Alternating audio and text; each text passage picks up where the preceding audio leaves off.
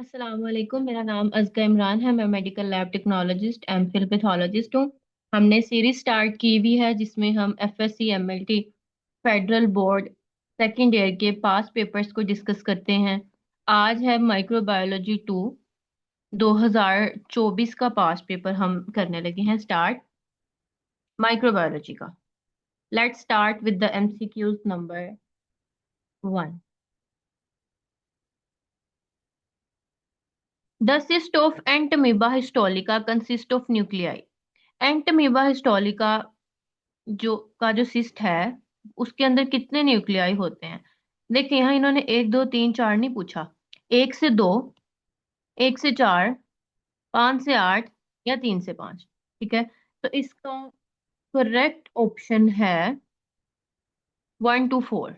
जो Entamoeba histolytica होता है जब इसकी इमेच्योर स्टेज होती है तो उसके अंदर एक न्यूक्लियाई होता है, फिर दो हो जाते हैं, फिर तीन और इन द एंड चार न्यूक्लियस होते हैं।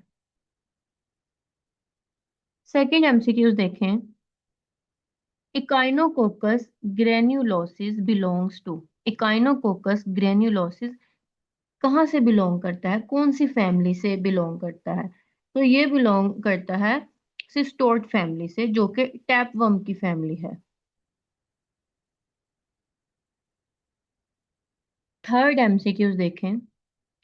The infective stage of malarial parasite to cause a disease is called as. चार स्टेजेस लिखी हुई हैं मलेरिया के पैरासाइट की लाइफ की, और इसमें से पूछा गया है कौन सी ऐसी स्टेज है जो कि इन्फेक्टिव है, जो कि बीमारी को कॉज करती है। तो इसका करेक्ट ऑप्शन है sporozoites. MCQs number fourth. Which of following stage of Taenia saginata is infecting stage? Taenia saginata एक टैपवर्म है, तो इसमें पूछा ये जा रहा है कि इसकी कौन सी जो है वो इन्फेक्टिव स्टेज है। इसको हम बोलते हैं सिस्टिस सरकाई या cysticercus. Option A correct है।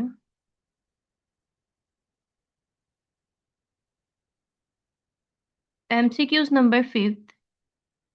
किनेटोप्लास्ट इज बेस्ड ऑन। किनेटोप्लास्ट जो है वो एक मॉडिफाइड पार्ट है किसका? माइटोकॉन्ड्रिया का। करेक्ट ऑप्शन है option A. MCQ six. Which culture media is a choice for fungal culture. अगर आपने लैब में फंगस को ग्रो कराना है तो आप कौन सा एगर यूज करेंगे? एलजे, ब्लड एगर, मेकॉन की? नो, हम यूज करेंगे, आपको आता है ये वाला, Sabouraud dextrose agar. Option D.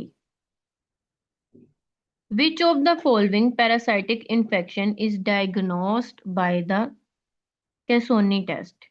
हम एक टेस्ट परफॉर्म करते हैं स्किन के ऊपर, उसको हम बोलते हैं कैसोनी टेस्ट। हम उसको कैसे डायग्नोस करते हैं, किस बीमारी के लिए डायग्नोस करते हैं? चार ऑप्शन है। हम इसको यूज करते हैं हाइड्रेटेड डिजीज को डायग्नोस करने के लिए। Option 4 D.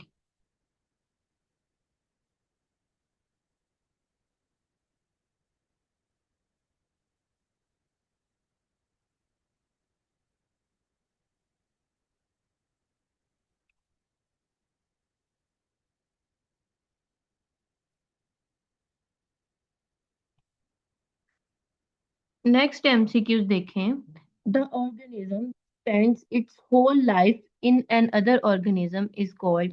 ऐसा जानदार जो अपनी सारी जिंदगी किसी और जानदार पे इन्हिसार करता है उसको हम क्या कहते हैं? उसको हम कहते हैं ओब्लिगेटरी पैरासाइट। जैसे वायरस जो हैं वो जिंदा जानदार के अलावा कहीं सरवाइव नहीं करते, तो हम वायरस को कहते हैं ओब्लिगेट इंट्रासेलुलर ऑर्गेनिज्म। इसी तरह ऐसा पैरासाइट जो जिंदगी गुजारने के लिए किसी और पे डिपेंड करे हम उसे बोलते हैं ओब्लिगेटरी पैरासाइट।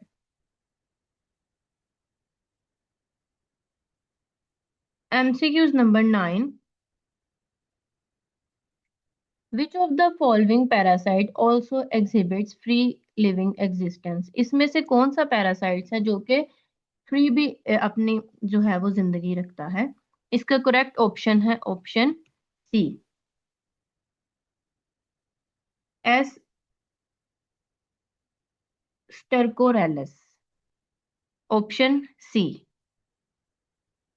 ऑप्शन 10 है, MCQs number 10, house fly play an important role in parasitology as. ये जो आम घरों में मक्खी उड़ती है, इसका पैरासाइटोलॉजी में किस चीज का किरदार है?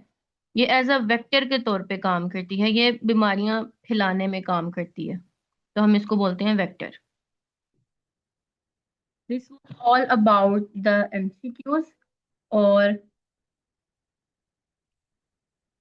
अब हम मूव करते हैं फर्स्ट लॉन्ग क्वेश्चन की तरफ। इसमें से आपके शॉर्ट भी कवर हो जाएंगे और लॉन्ग भी कवर हो जाएंगे।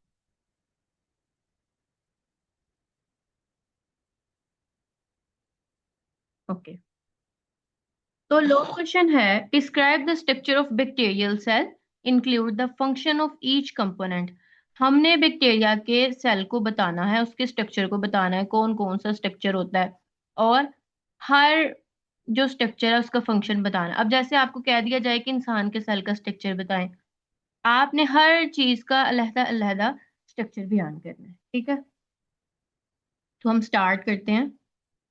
एक बात याद रखें, बैक्टीरिया के सेल्स जो हैं वो प्रोकैरियोटिक होते हैं। Bacteria cells are prokaryotic in nature. इनका अपना कोई भी ट्रू न्यूक्लियस नहीं होता, ना ही इनके अंदर ऐसी ऑर्गेनेलीज होती हैं जिनकी डबल मेम्ब्रेन हो, जैसे माइटोकॉन्ड्रिया और न्यूक्लियस। ट्रू, मैंने कहा ट्रू न्यूक्लियस नहीं होता, ठीक है?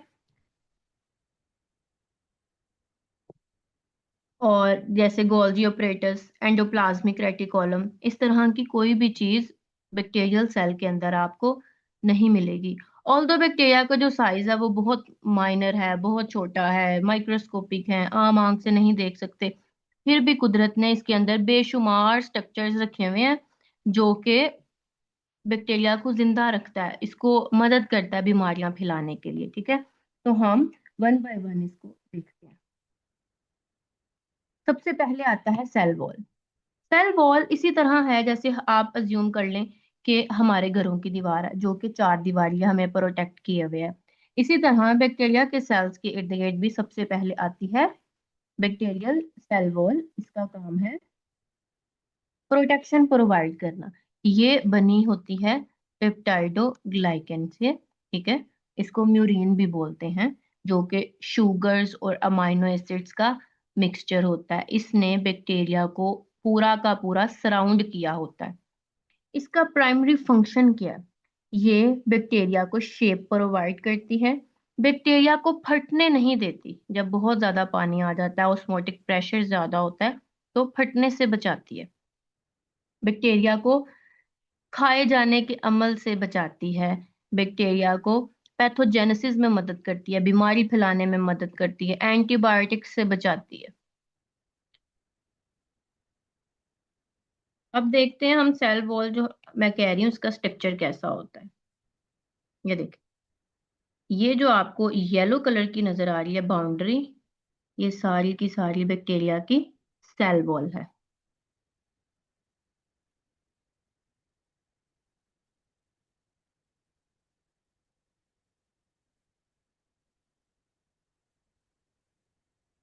नेक्स्ट है cell membrane. Cell membrane cell wall के बाद पाई जाती है, अंदर वाली साइड पे पाई जाती है। सेल वॉल बनी होती है पेप्टाइडोग्लाइकिन की, लेकिन जो सेल मेम्ब्रेन है ये बनी होती है फोस्फोलिपिड्स बाई लेयर। दो लेयर्स होती है फोस्फोलिपिड्स की, एक ऊपर होती है लेयर और एक नीचे लेयर होती है, ऐसे और ऐसे। ये फोस्फोलिपिड्स ऐसे, ठीक है? और ये बाहर सेल वॉल, बाहर सेल वॉल, अंदर सेल मेम्ब्रेन। सेल वॉल का काम है बैक्टीरिया को प्रोटेक्ट करना। और जो सेल मेम्ब्रेन है, अब हम इसका फंक्शन देखते हैं। सेल मेम्ब्रेन कंट्रोल करेगी कौन अंदर आ रहा है, कौन अंदर जा रहा है। जैसे मैंने आपको बताया, जो सेल मेम्ब्रेन है ये घर की चार दीवारी है, तो सेल मेम्ब्रेन उसका गेट है, दरवाजा है। ये डिसाइड करेगा कौन से न्यूट्रिएंट्स ने अंदर आना है, कौन से न्यूट्रिएंट्स ने बाहर जाना है। इसका काम है एनर्जी प्रोड्यूस करवाना, क्योंकि बैक्टीरिया के अंदर अपना कोई जो है वो माइटोकॉन्ड्रिया वगैरह नहीं होता।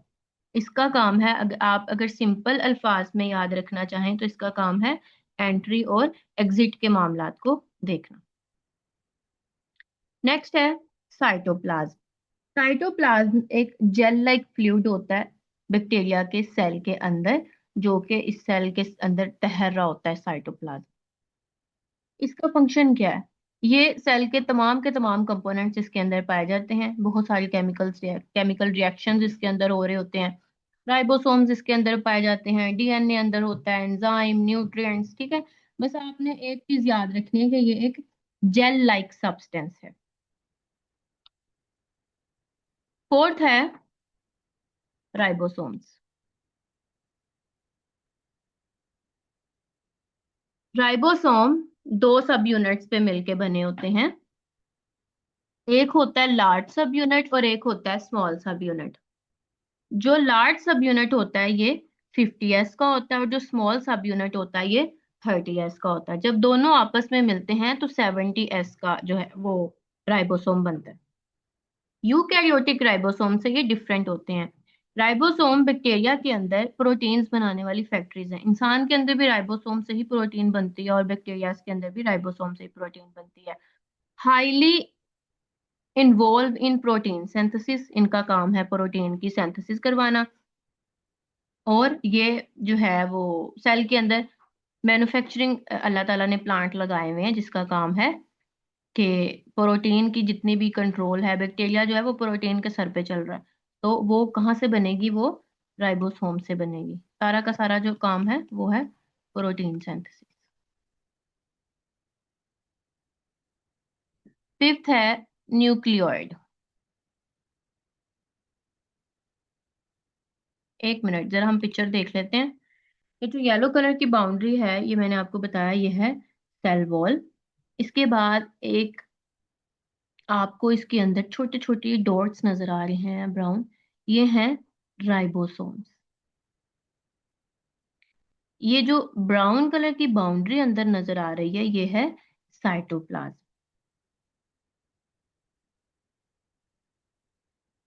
नेक्स्ट है हमारे पास फिफ्थ न्यूक्लियोइड।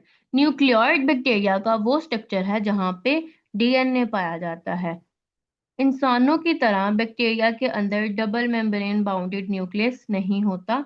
जो बैक्टीरिया के अंदर डीएनए पाया जाता है ये सिंगल सर्कुलर क्रोमोसोम होता है। इसका काम है जेनेटिक इंफॉर्मेशन को स्टोर करना, बैक्टीरिया की ग्रोथ करवाना, रिप्रोडक्शन करवाना। ठीक है। बस आपने इतना याद रखना है, जो न्यूक्लियोइड है इसके अंदर डीएनए पाया जाता है और ये बैक्टीरिया का दिमाग है, यानी कि ये बैक्टीरिया का कंट्रोल सेंटर है। यहाँ से सारी रिप्रोडक्शन होगी, यहाँ से सारी की सारी बैक्टीरिया की ग्रोथ होगी। नेक्स्ट है पिलाई। पिलाई, अगर आप यहाँ पे देखें तो ये एक हेयर लाइक प्रोजेक्शन है। हेयर लाइक प्रोजेक्शंस हैं बैक्टीरिया की सरफेस के ऊपर। इसको हम बोलते हैं पिलाई। आई थिंक हमारा कोई मिस हुआ है पीछे से। हाँ जी, प्लाज्मिड। प्लाज्मिड बैक्टीरिया के अंदर स्मॉल सर्कुलर डीएनए के मॉलिक्यूल्स होते हैं, लेकिन ये सेम एज सच न्यूक्लियोइड नहीं होते, बस ऐसे ही एक्स्ट्रा पड़े होते हैं। अल्लाह ताला ने एक स्पेशलाइज्ड स्ट्रक्चर जो है वो रखा है। ये आपको नजर आ रहा है, ये जो है वो न्यूक्लियोइड है, और ये न्यूक्लियोइड से अलग ही गोल सा स्ट्रक्चर है जिसको हम बोल रहे हैं प्लाज्मिड। प्लाज्मिड में कुछ इंफॉर्मेशन होती हैं, कुछ एक्स्ट्रा जीन्स होते हैं। ये कुछ जीन्स कैरी करते हैं, जैसे कि वायरुलेंस जीन, खतरनाक किस्म के टॉक्सिन्स प्रोड्यूस कराते हैं। इसके अंदर एंटीबायोटिक रेजिस्टेंस के जीन होते हैं, और ये बैक्टीरिया की रिप्रोडक्शन कॉन्जुगेशन के दौरान पेरेंट सेल से डॉटर जो बैक्टीरिया होते हैं, डॉटर सेल्स हैं, उनमें ट्रांसफर होते हैं। ठीक है। अगर किसी के प्लाज्मिड में इंफॉर्मेशन है कि वो पेनिसिलिन से रेजिस्टेंस है, तो माइट बी पॉसिबल जो उसका डॉटर सेल होएगा उसके अंदर भी ये खसूसियत होगी कि वो पेनिसिलिन से रेजिस्टेंस शो करेगा। ठीक है। सेवंथ है फ्लैजेला। फ्लैजेला एक लॉन्ग, एक रस्सी की तरह, कोड़े की तरह एक स्ट्रक्चर है जो कि प्रोटीन से मिलकर बना है। उस प्रोटीन का नाम है फ्लैजेलिन। ये सेल मेम्ब्रेन से अटैच होती है और ये बाहर के सरफेस की तरफ मुड़ी हुई होती है। इसका काम है बैक्टीरिया की मूवमेंट करवाना, बैक्टीरिया को मूव करवाना। और जिस बैक्टीरिया के अंदर फ्लैजेला होती है वो ज्यादा खतरनाक होती है, डिफरेंट जो है पोर्शंस में मूव करके डिजीज कॉज करती है। उसके बाद है पिलाई। पिलाई जो है वो हेयर लाइक स्ट्रक्चर्स हैं। इन ये बैक्टीरिया की सारी सरफेस के ऊपर प्रेजेंट होते हैं, जैसे हमारी स्किन के ऊपर बाल होते हैं, इसी तरह बैक्टीरिया के ऊपर पिलाई होती है। जो पिलाई है बैक्टीरिया की, ये दो तरह की पाई जाती हैं। टू टाइप्स हैं इसकी। एक है पिम्ब्रियाई जो कि शॉर्ट हैं और बहुत सारी हैं। ठीक है, शॉर्ट होती हैं और बहुत सारी होती हैं। इनका काम होता है कि ये बैक्टीरिया के सरफेस पे अटैच होती है और मूवमेंट में हेल्प करती हैं। किसी भी सरफेस से ये ना बैक्टीरिया को चिपकने में हेल्प करती हैं। दूसरी होती है सेक्स पिलाई। ये लंबी होती हैं और तादाद में बहुत कम होती हैं। ये कॉन्जुगेशन में मदद करती हैं, जेनेटिक मटेरियल को ट्रांसफर कराने में हेल्प करती हैं। नेक्स्ट है कैप्सूल। कैप्सूल जेलेटिनियस लेयर है। आप ऐसे समझ लें जैसे हम बारिश में रेनकोट पहन लेते हैं जो कि हमें बारिश से बचाता है। तो अल्लाह ने एक बैक्टीरिया को स्पेशलाइज्ड किस्म की लेयर दे दी है, एक स्ट्रक्चर दे दिया है जो कि पॉलीसेकेराइड से मिलके बना हुआ है और एक जेलेटिनियस जेली है बैक्टीरिया की सरफेस के ऊपर, बिल्कुल आउटर मोस्ट लेयर पे पाया जाता है। As you can see in this picture, ये जो आउटर वाला लाइट ब्राउन है ये कैप्सूल है। इसका क्या फंक्शन है? ये बैक्टीरिया को फैगोसाइटोसिस से बचाता है, बैक्टीरिया को खाए जाने के अमल से बचाता है।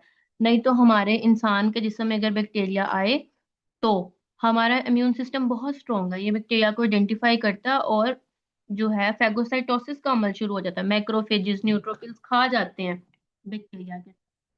अगर बैक्टीरिया ने कैप्सूल पहना होगा, रेनकोट पहना होगा, तो हमारा इम्यून सिस्टम इसको आइडेंटिफाई नहीं कर पाएगा और ये बच के निकल जाएगा।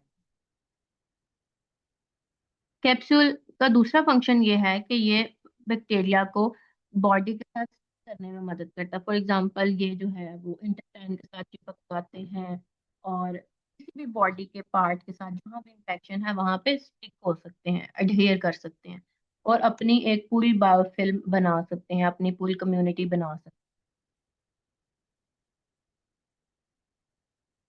नेक्स्ट है एंडोस्पोर्स। एंडोस्पोर बैक्टीरिया की डोरमेंट फॉर्म है, सोई हुई फॉर्म है, जिसके अंदर बैक्टीरिया अपने ऊपर कैप्सूल नहीं बल्कि और बना देता है। इसमें क्या होता है, bacteria heat, dryness, chemical, radiation, हर चीज से बच जाता है।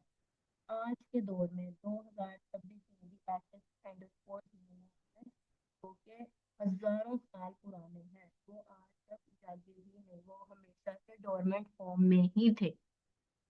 ठीक है।